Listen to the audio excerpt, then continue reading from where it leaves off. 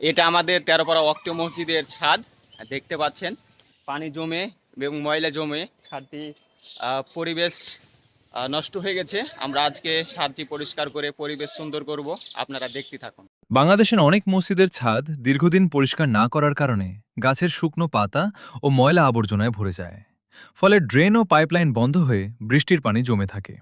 এতে ছাদ ক্ষতিগ্রস্ত হওয়ার পাশাপাশি মসজিদের সৌন্দর্য নষ্ট হয়। এমন পরিস্থিতিতে তেরপাড়া জামে মসজিদের ছাদ পরিষ্কারে এগিয়ে এসেছেন দুই বন্ধু, নাজিম ও মেসবাহুল। তারা নিজের উদ্যোগে গাছের পাতা, ময়লা ও আবর্জনা সরিয়ে পাইপলাইন খুলে দেন, যাতে বৃষ্টির পানি সহজে বের হয়ে যেতে পারে। মসজিদ শুধু নামাজ আদায়ের স্থানই নয়, এটি মুসলমানদের ঐক্য, শান্তি ও ভ্রাতৃত্বের কেন্দ্র। এখানে মানুষ একত্রিত হয়ে ইবাদত করে, দোয়া করে এবং নৈতিক শিক্ষা লাভ করে। তাই মসজিদের পরিচ্ছন্নতা ও যত্ন নেওয়া ইমানি দায়িত্বের অংশ।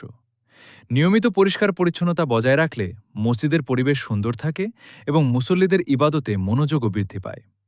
তাদের এই উদ্যোগ সমাজের জন্য একটি অনুপ্রেরণা। মসজিদ আল্লাহর ঘর, তাই এর পরিচ্ছন্নতা রক্ষা করা আমাদের সবার দায়িত্ব। আসুন আমরা সবাই নিজ নিজ এলাকার মসজিদ পরিষ্কার পরিচ্ছন্ন রাখতে এগিয়ে আসি। আমাদের পেজে নতুন হয়ে থাকলে ফলো দিয়ে পাশে থাকবেন ইনশাআল্লাহ।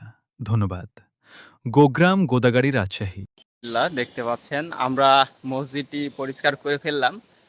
পূর্বে দেখেছিলেন মসজিদ পরিষ্কার করার আগে কেমন একটি পরিবেশ ছিল আর এখন কেমন পরিবেশ, অবশ্যই আপনারা অনুভব করতে পারছেন।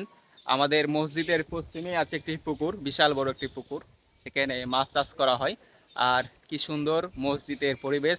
এই পাশে নিম গাছ, এই নিম গাছের এতটা ঠান্ডা শীতল হাওয়া যে মসজিদে কারেন্ট না থাকলেও এসির মতন অনুভব পাওয়া যায়।